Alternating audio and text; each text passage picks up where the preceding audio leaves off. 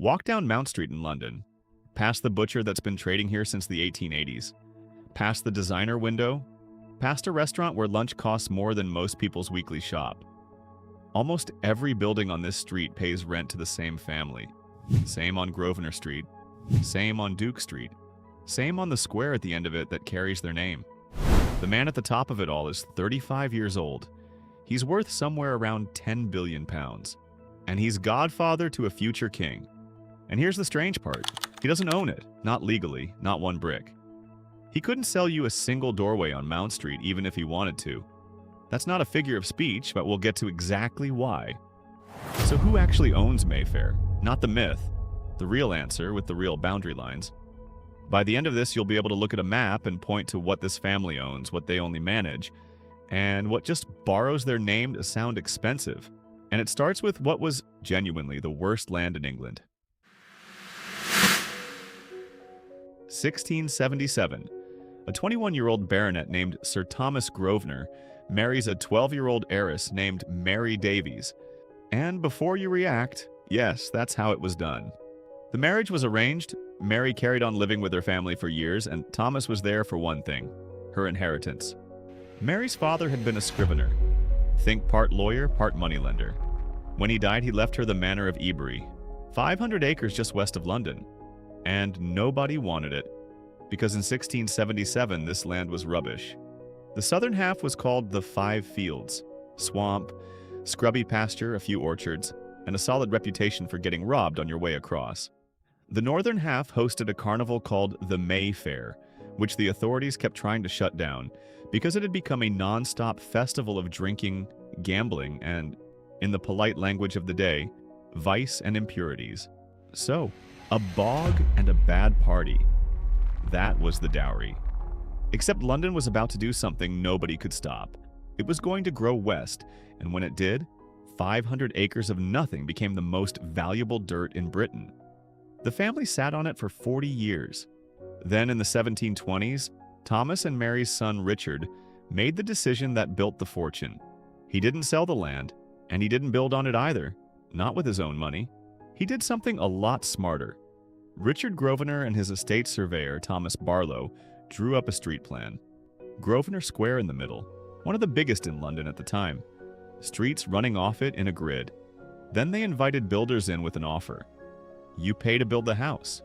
You own it, live in it, sell it, rent it out. But you're building on our land. And after a fixed number of years, the whole thing comes back to us. It's a building lease.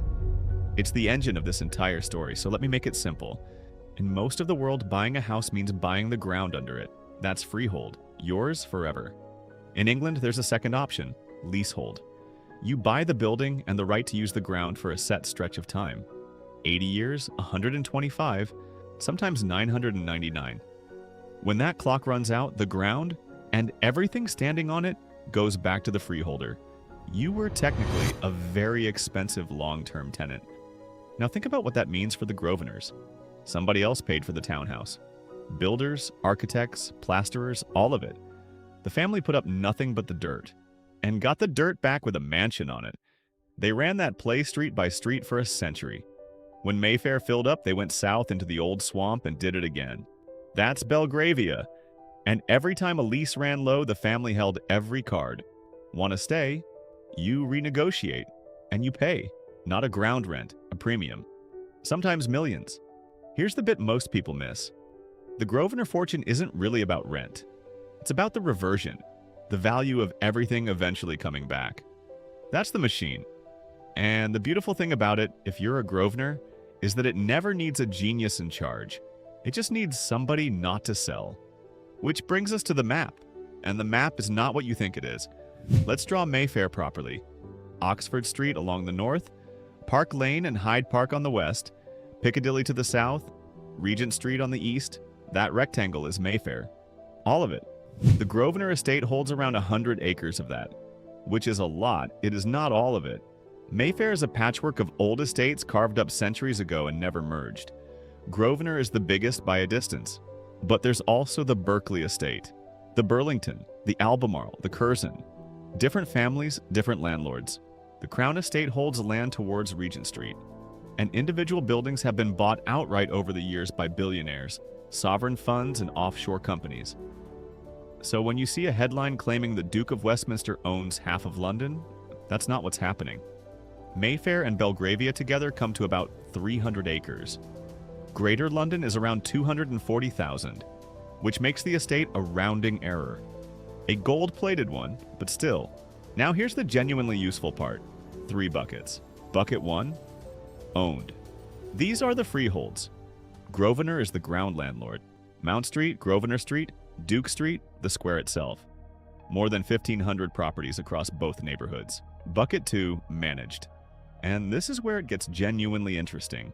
In January 2025, Norway's sovereign wealth fund, the biggest on the planet, bought a quarter of a Mayfair portfolio from Grosvenor. 175 buildings, 2.3 million square feet, a portfolio valued at 1.2 billion pounds. Walk past those buildings today and nothing looks different. Grosvenor still runs them. Still the asset manager, the property manager, the developer. But a quarter of the value now belongs to Norwegian pensioners. Owned and managed stopped being the same thing. And there's a second kind of managed. From the 1960s on, British law gave long leaseholders the right to buy the freehold out from under the estate. Grosvenor genuinely lost those buildings. But they kept something, a court-approved scheme that still governs how those buildings look. Paintwork, shop fronts, what you can change. They don't own it. They still get a say. Bucket 3, it merely associated, where the myth lives. The Grosvenor House Hotel on Park Lane carries the family name and sits on the site of their old London mansion. It isn't theirs. It's passed through several international owners. And every Grosvenor this and Mayfair that on a company letterhead? Usually just a business borrowing the postcode because it smells expensive. So that's the map. Now the harder question, because I told you at the start that the Duke doesn't actually own any of this. That wasn't a hook. It's the law. In 1953, the second Duke of Westminster died, nicknamed Bendor. One of the richest men in Europe, and a man who'd watched death duties take other great families apart, one generation at a time. So his will did something clever. He didn't leave the fortune to his heir. He put it into trusts. Today, the Grosvenor businesses are owned by a series of UK trusts. The trustees are the legal shareholders, holding everything for the benefit of the family. The ones alive now, and the ones not born yet. So Hugh Grosvenor, the 7th Duke, chairs the trustees and benefits from them. But he is not the legal owner. His father put it about as plainly as it can be put. He said he couldn't sell it, and because it does not belong to me. He wasn't being modest. That's the literal legal position. Major sales go through the trustees, and the tax effect is exactly what Bendor was aiming at. When a person dies, their estate above the threshold is hit at 40%, but trusts don't die. So instead, most of these pay 6% of their value every 10 years. Forever. Grosvenor's position is that over a lifetime this adds up and gets paid in advance. Critics call it a loophole only the very rich can afford to build. Both can be true at once.